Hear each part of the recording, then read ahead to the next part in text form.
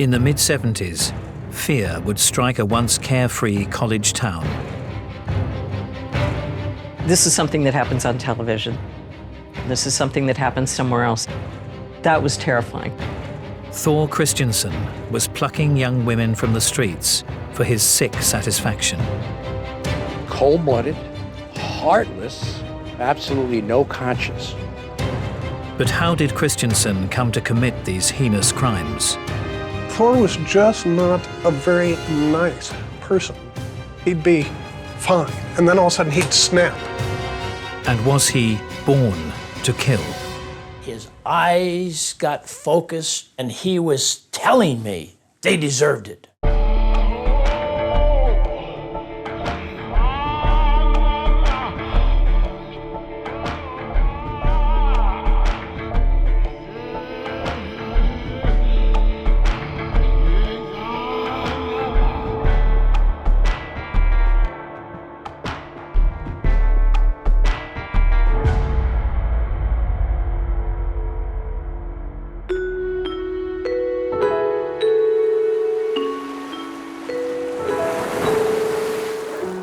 Isla Vista is a very unique place on Earth because it's an enclave surrounded by wetlands, and it is the student housing for that university, UC Santa Barbara.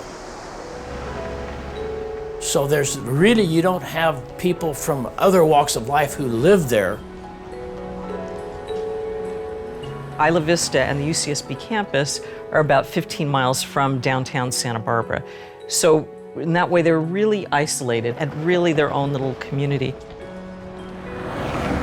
You're looking at just a bunch of kids that are going to or from classes or to and from study. In the evening, it's like a bunch of ants that have been turned loose looking for sugar. In the mid-1970s, Isla Vista was an idyllic, hopeful place. It was a community time. People, we started a credit union whose slogan was, join the credit union and lend money to your friends, It was also a very active time creatively. People wanted to meet in the park and juggle. A lot of music, a lot of theater stuff going on. There was a lot of optimism. Part and parcel of that youthful positivity was the practice of hitchhiking. Hitchhiking wasn't this horrible, evil thing that a few people did. A lot of people hitched because that was the only way they could get around. Students didn't have cars. Hitchhiking was pretty common practice at the time, even though we were always told it was dangerous, especially for young women to be hitchhiking. But in November 1976, the dangers of hitchhiking were suddenly and frighteningly brought home. Our office was advised of a missing person, college co-ed Jacqueline Rook, and you get a lot of missing persons, from the Isla Vista community, and within a day, they're back. And in this case, she never came back. And so that placed everybody on alert because we discovered not only was she missing, but she was last seen hitchhiking. 21-year-old student Jacqueline Rook had been sighted at a busy junction on the outskirts of Isla Vista. She'd told a friend she was going shopping. That caused us a great deal of concern because she was missing longer than 24 hours. Her disappearance sent shockwaves through the student community. There was, I think, sort of a collective gasp. And speaking from my own experience, thinking, I'm 22 years old. This is something that happens on television. This is something that happens somewhere else. It doesn't happen in little Isla Vista. It doesn't happen in UCSB. It was clear the 21-year-old must have been abducted. But where she was now was a mystery. The community believed an oddball or lunatic must have struck. The myths and the misconceptions are that it's this crazy sex-starved maniac who's going to jump out of the bushes. and stranger danger sort of stuff. And I think that was the paranoia that was going on at the time. It's this, this crazy guy in our midst. Watching the events with interest was a young local. Thor Christiansen had grown up in a unique town not 40 miles away from the campus. Solvang started in 1911 by a bunch of Danish immigrants that purchased this land and started a Danish community. And they started a Danish cultural center for speaking the Danish language, dancing, and other things. And then slowly but surely the town popped up. Born to Danish immigrant parents, Thor had grown up at the family's Solvang restaurant. His parents had very, very nice restaurant. His parents very nice, Thor's very nice. We always, played together. But then as we started getting into like 6th, 7th grade, well, he was finding small animals at first, and he'd just step on them and kill them. And then I think we were in maybe 6th, 7th grade. We had a butterfly net, but he'd catch sparrows and bullfrogs. And I'm not sure where he got the firecrackers, but he would tape them to these animals, and then he'd let the birds go and they would explode and kill the bird. Same with the bullfrogs. But as Thor Christiansen grew older, killing animals would no longer be satisfying enough.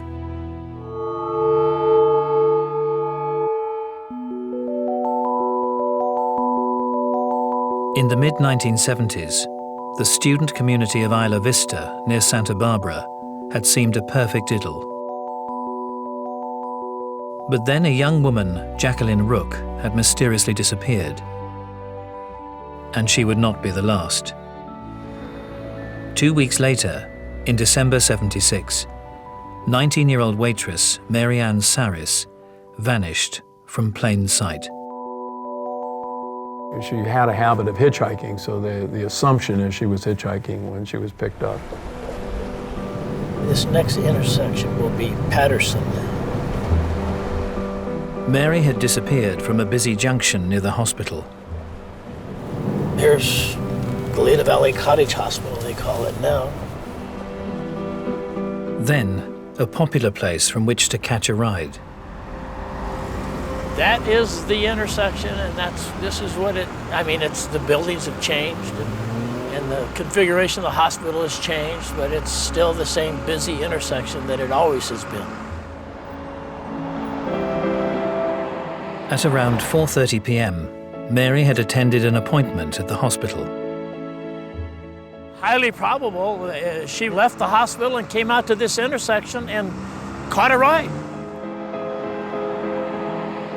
In the space of just over a fortnight, 2 young women had vanished from the Isla Vista area.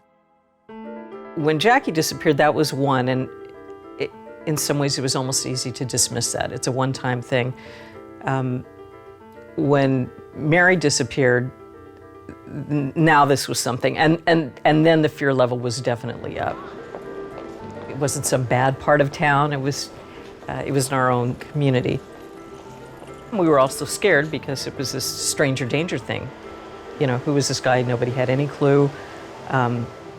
We had no idea, and there was a feeling like we're being targeted, or it's here. It's not just somebody passing through. People were really scared, and they thought it was somebody perhaps in their midst. Despite a huge police operation, investigators were baffled by the disappearances. Not only was patrol operations involved, our criminal investigations, our detectives were involved in that. In those days, our detective bureau was 3 times the size we are now, and they had quite an extensive team trying to follow up leads and things of that nature, trying to determine who this perpetrator was. Nobody saw anything. There was really no leads that we can speak of. Detectives searched for suspects in Isla Vista and the surrounding area, but one man avoided their attention.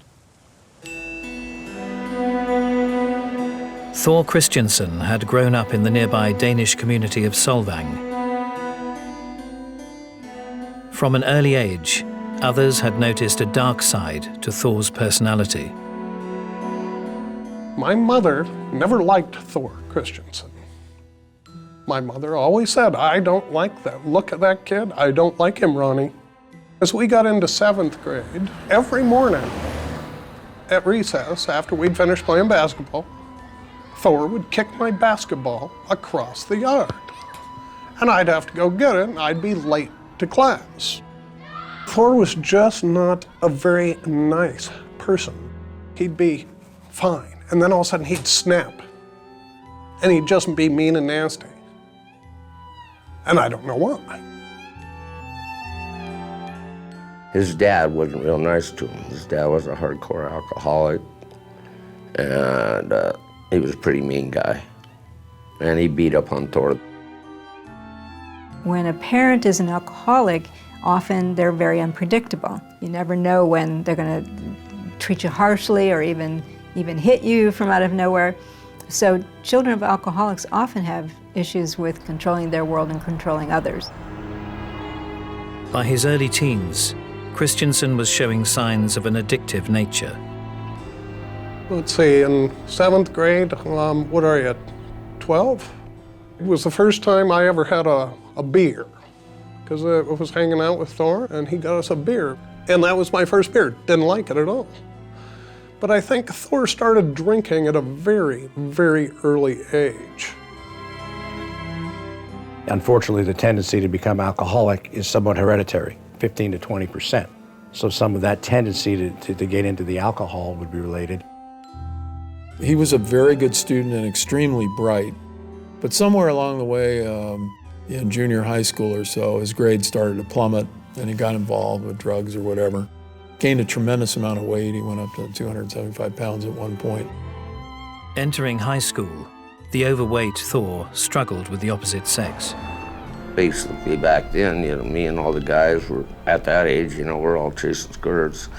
And so being in his physical shape, it's kind of hard for him to get girls. I know that bothered him a lot. To onlookers, the young Thor lacked the drive and motivation of his successful restaurant-owning parents.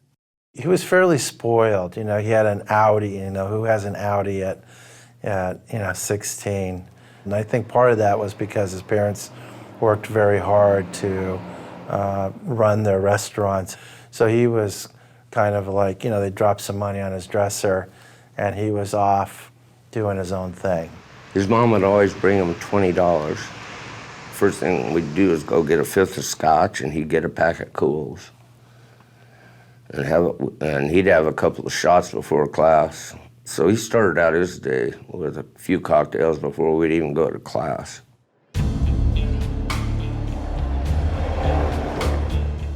Years later, in Isla Vista, the disappearance of Jacqueline Rook and Mary Saris would spur the frightened young community into action. A lot of people hitched because that was the only way they could get around. So now this was really an issue. People were really scared. So posters started going up, flyers started going up. There were protests downtown at the bus station. There was a feeling like we have to do something. One of the students campaigning for awareness of the dangers was a 21-year-old actress and juggler, Patricia Laney. Patty was a really smart, bright person. And when I say a bright person, she could brighten up a room by walking into it. And she could brighten up a meeting or brighten up a rehearsal. She smiled a lot. She was very active in a lot of different community organizations, whether it was the credit union that we formed, or the food cooperative, or the medical clinic. A lot of people knew her. She was very active in the community. We were close, and we decided to do a show together. There were, I think, 6 of us at the time, and The show we were going to do, we took the story of Peter Pan, and there was this Wendy character. And since there were 5 guys and Patty, it would seem, you know, that's probably what drew us to the show. So we were rehearsing probably twice a week.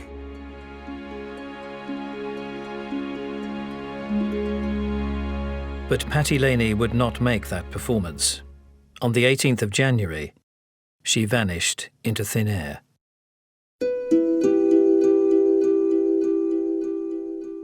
She had been distributing flyers because there were 2 women who were missing, and Patty was putting up flyers on, in another part of town. One of the members of the theater group was supposed to pick her up, and he was late, and we just never knew what happened. Patty had vanished from the corner of Hollister and Patterson, the same place that Mary Saris had last been seen some 6 weeks before. It's incredible that 2 girls end up missing from the same basic intersection on different days. Wow. Within 24 hours, Patty Laney's fate would be revealed, marking a twisted new chapter in the once peaceful community. It was on Refugio Road, just below Rancho del Cielo, President Reagan's property on Refugio Road. One of our newer deputies at the time, he was patrolling one day, stopped his vehicle on one of the turnouts and looked over the side, and lo and behold, there was a fresh dumped body.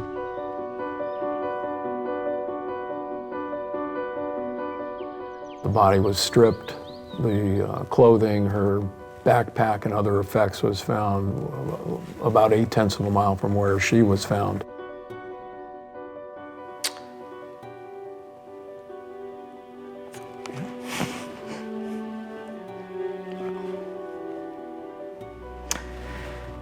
It's weird when you have a friend and we're there rehearsing twice a week, and then all of a sudden they're just not there anymore. They're gone.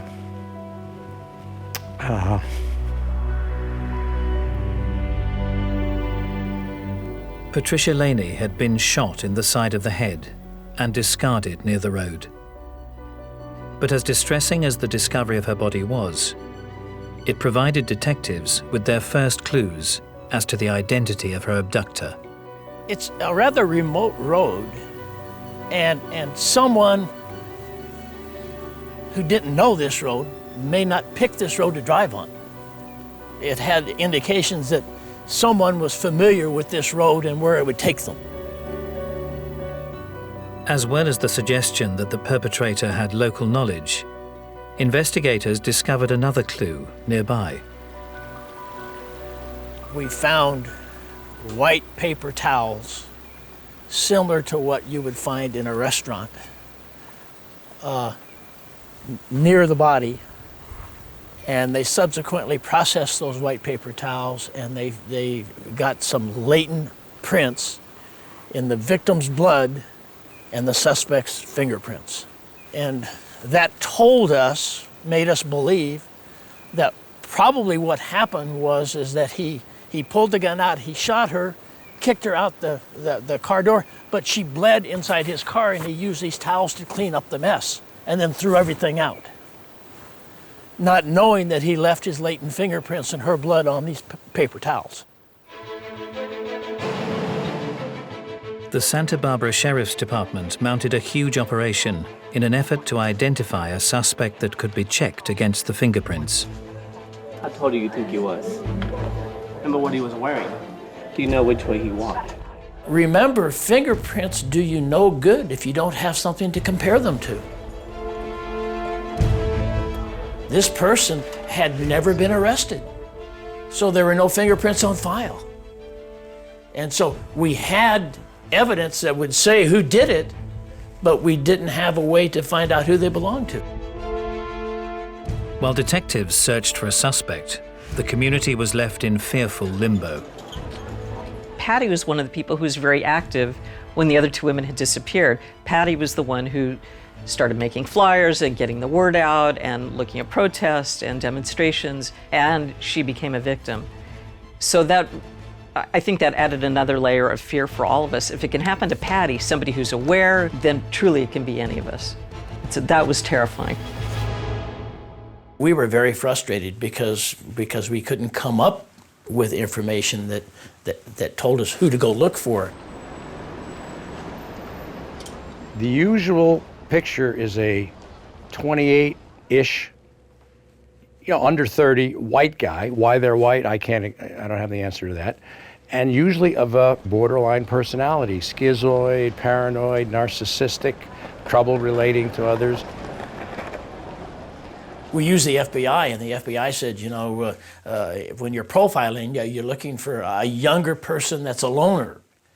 Well, there's a lot of younger persons that are loners that attend that university and live in this area. One such loner was Thor Christiansen, the 19-year-old who'd grown up in the nearby Danish community of Solvang.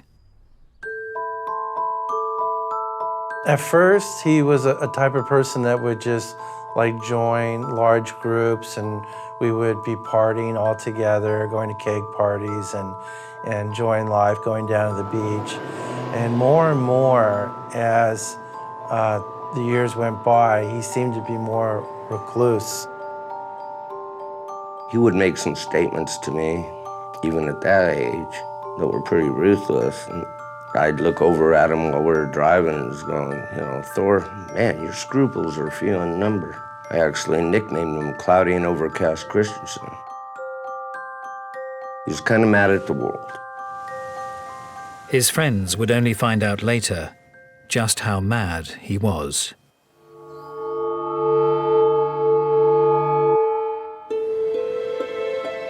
In the mid-70s, 3 young women had mysteriously vanished from the college town of Isla Vista, California. In January 1977, the body of Patricia Laney had been found dumped in a canyon. And as investigators searched nearby, they found another. 21-year-old Jacqueline Rook had been the first to disappear. After 2 months of searching, her fate was finally revealed. We found Rook in the same road, in a different location, but up the same canyon.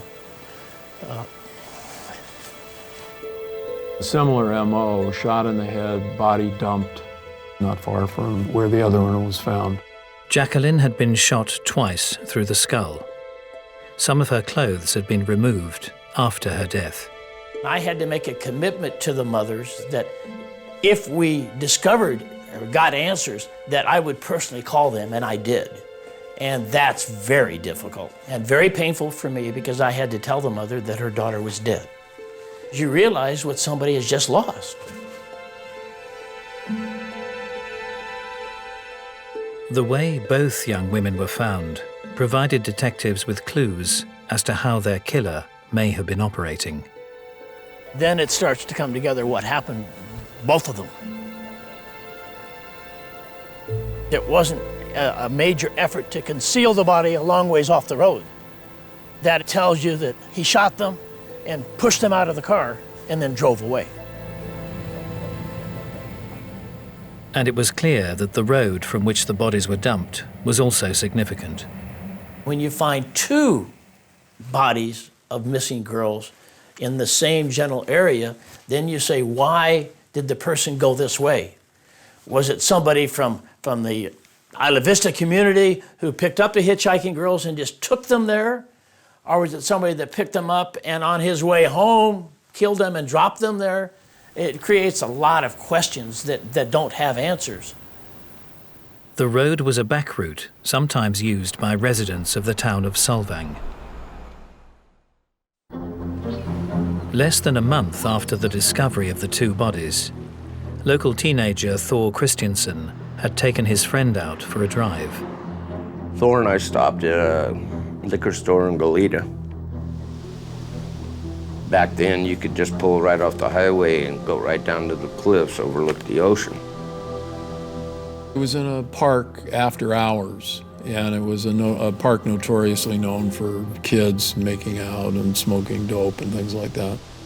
Cracked a couple beers, and I was rolling up a joint. And what Thor didn't realize is he had his foot resting on the brake. So a sheriff went by and spotted the brake lights. They cruised down.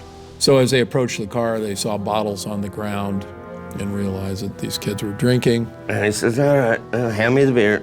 I handed it to him. And he says, all right, man, we're just gonna write you a ticket. And Officer Shaw says, well, I'd like to check the trunk. Thor didn't want him to check the trunk. He did not want to open that trunk. And I just said, Thor, just give him the keys and let's get out of here. They got the beer, they got our weed, let's go. Finally, he just took the keys from Thor and opened up the trunk.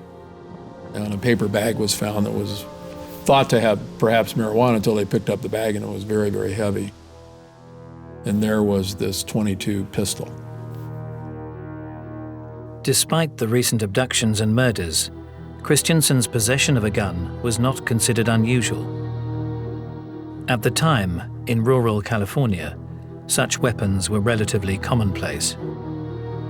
I don't think that would have alerted anybody to a problem, especially in the mid-70s. Because, you know, it's rural and there's mountains, and a lot of people go to the mountains and target practice. It's just a normal thing for a kid like that to go out and fire his weapon in the mountains. The gun was confiscated, but Thor Christiansen was not arrested or considered a suspect in the case of the missing and murdered young women. I said, Thor, what are you doing with a pistol? And he says, I thought, well, maybe we'd go down to the river and shoot some rabbits. But what struck me at the time was Thor was the kind of guy that really wouldn't even want to step off the sidewalk if he was going to get his feet dirty. He wasn't, he wasn't like me, a dirt bike guy or a fisherman. So it kind of didn't jive, but I didn't really think too much of it at the time. After the encounter with the police, the abductions in Isla Vista stopped. Thor Christiansen left town. When he returned several months later, friends noticed he'd slimmed down and had begun making regular trips to Los Angeles. He headed off to Oregon and came back, and he was thin, and he had fixed his dead eye. All of a sudden, he took these trips to LA, he was out of town, and then he'd come back and he was just super anal about keeping his car clean. And that's something I didn't really see before in him. I noticed how concerned he was about cleaning the trunk all the time. And I'd even say, Thor, why are you so worried about the trunk? You know? Ever since the publicity surrounding the hitchhiker murders, the killer had stopped striking in Isla Vista. If they're looking for someone who's going to pick up a hitchhiker, he's going to switch his MO and go to another type of easy abduction. And where's the place you go if you want a girl to jump into a stranger's car? Sunset Boulevard in Hollywood.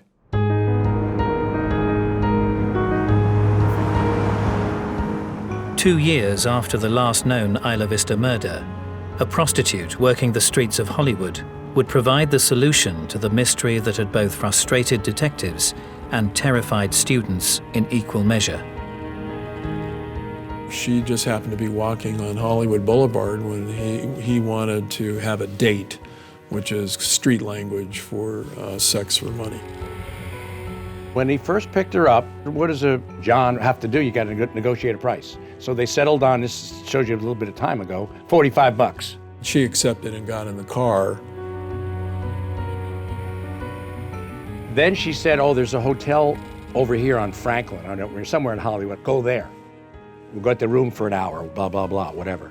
He bypassed that, and then she said, well, why are you doing that? Well, go to this one. And he didn't go to that one. He said, didn't want to do that. And by the way, he's making small talk with her, which was kind of interesting. I'm down here from Santa Barbara on vacation. I'm a construction worker in Santa Barbara. I'm just driving around.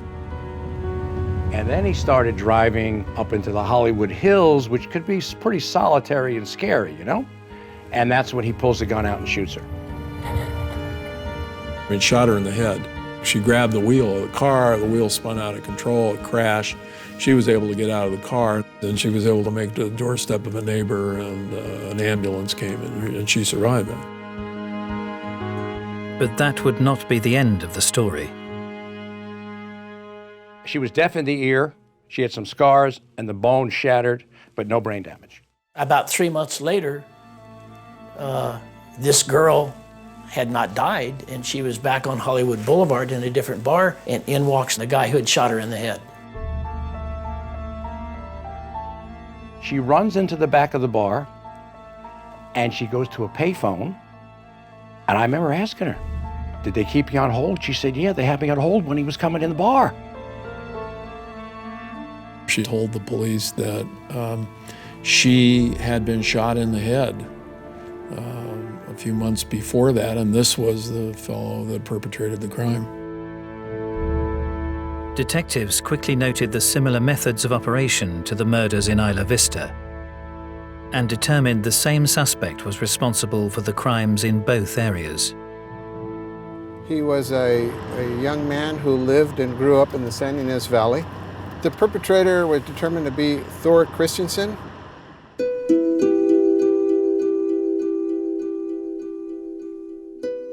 When he got arrested, I was like, really, come on. The Isla Vista murders? The Hitchhiker murders? Thor? He lives up here. We were all in disbelief. You know, none of us really believed it. I didn't believe it at first. You know, I was like, nah, this can't be true. You know, it's Thor. He's a little strange, you know, cleans his car too much. But he, you know, who would think that he would go to that extreme? Wow, you know, I can't believe it, you know. But then we all started thinking about it, and it was just like too many things. Yeah, all of a sudden things started adding up. Investigators also discovered that Christiansen had been killing in Los Angeles. By a reservoir high in the mountains above the city, the body of prostitute Laura Benjamin had been discovered. She'd lain there for over a month. Unfortunately, there's a lot of canyons and barrancas and all sorts of valleys around here where bodies can be for a long time before they're discovered. He was on Hollywood Boulevard and talking to hookers, and they went on a mountain road. He pulled a gun out, put it in her head, and shot her. Benjamin had been shot, and in the opinion of detectives, sexually assaulted.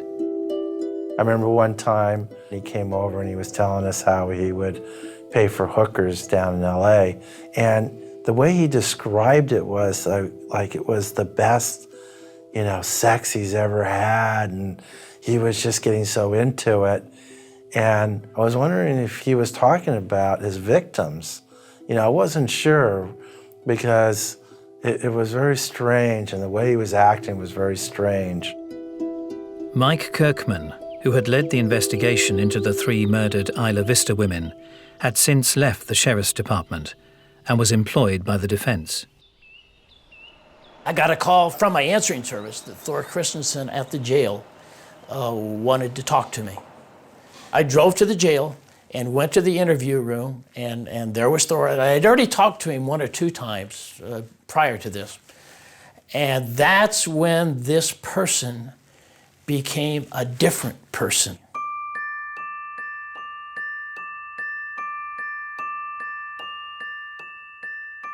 His eyes got focused, the muscles in his face changed, and he was telling me that I had to help him from the cops because the girls deserved it.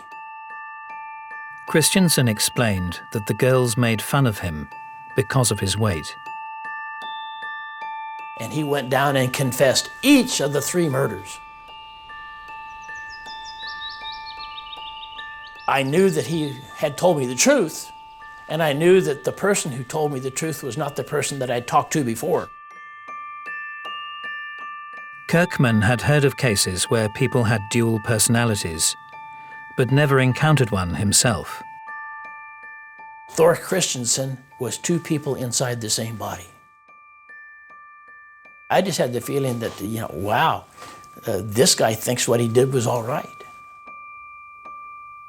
When you understand that I was involved in this investigation of these 3 girls who were missing, I was the person who interacted with the mothers of these 3 girls, and then to have this person in front of me and telling me that he was justified in what he did, yeah, that is pretty hard to handle. Christiansen's confession may have been shocking, but as his trials began, an even more sickening element to his twisted crimes would be revealed.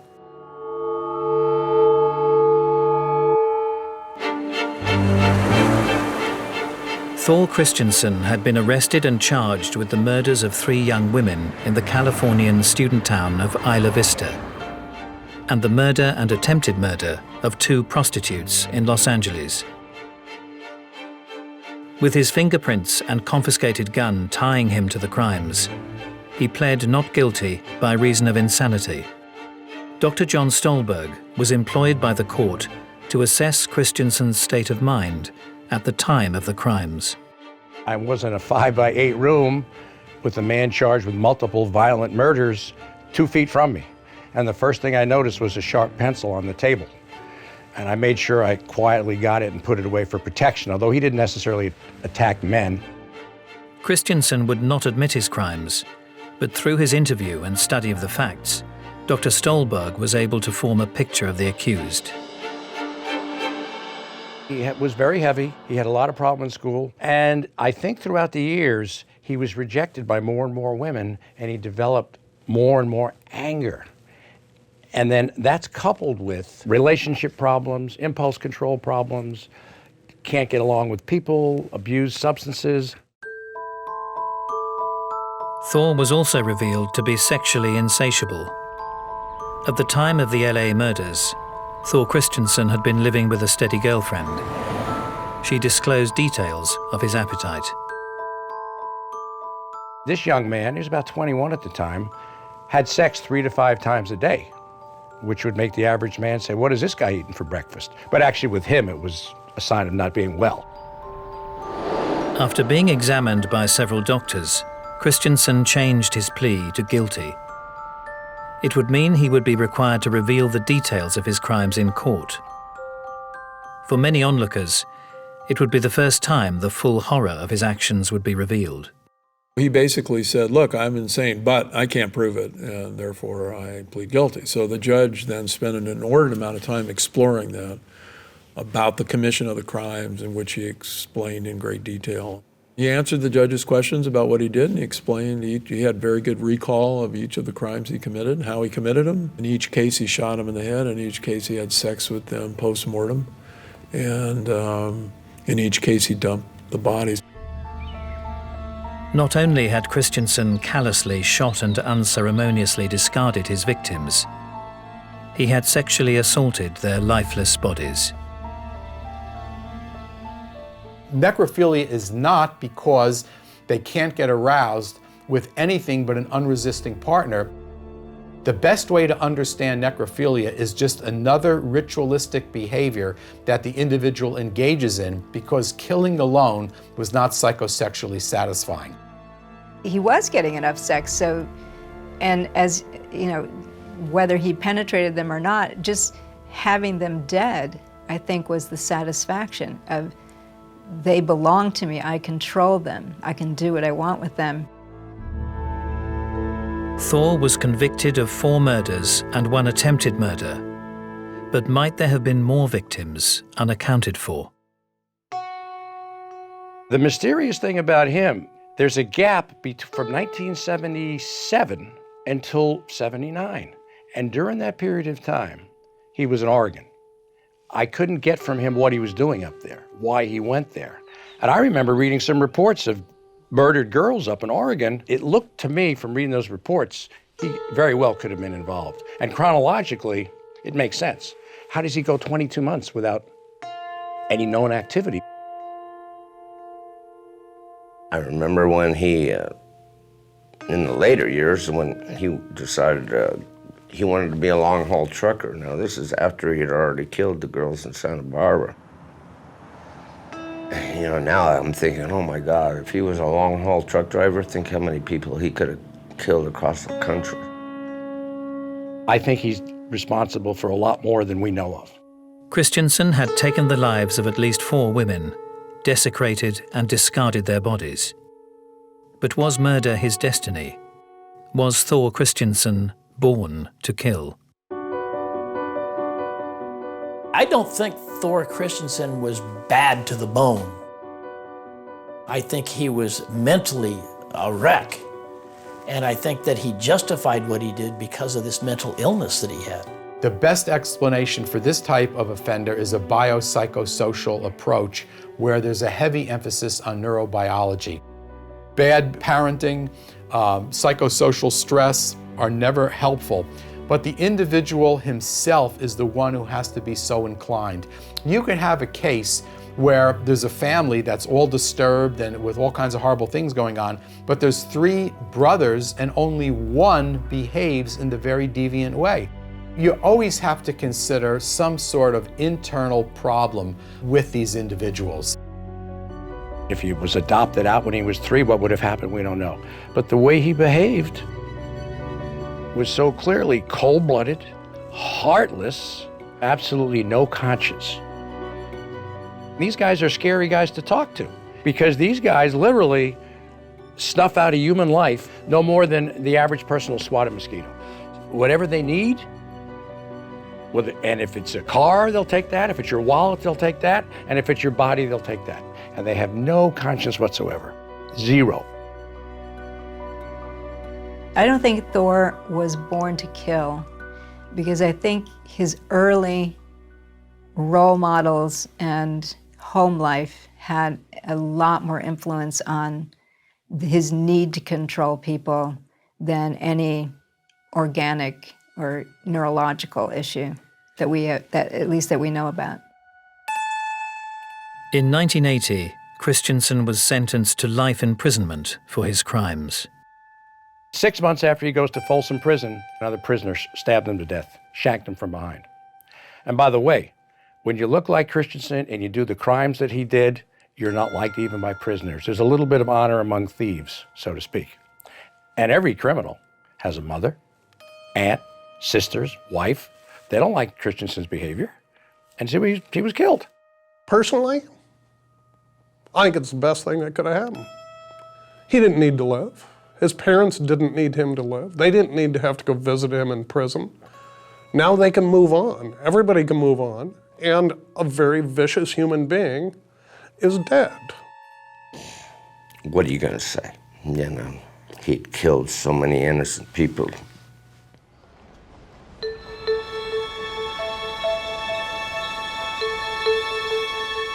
Almost 40 years since he terrified the community of Isla Vista, Thor Christiansen and his crimes are largely forgotten or unknown to the optimistic new students that populate its streets. But some will never forget. One of the things that we decided to do was to hold the memory of Patty and hold her smile and her activity and her playful spirit. And she was an avid juggler, and we decided to have a jugglers festival. People came from all over. I was amazed. It sparked something. It's been like 30-some years, and it still goes on, you know, every year. And it's a benefit for the Santa Barbara Rape Crisis Center. For the friends and families of Thor Christiansen's innocent young victims, their memories will never die.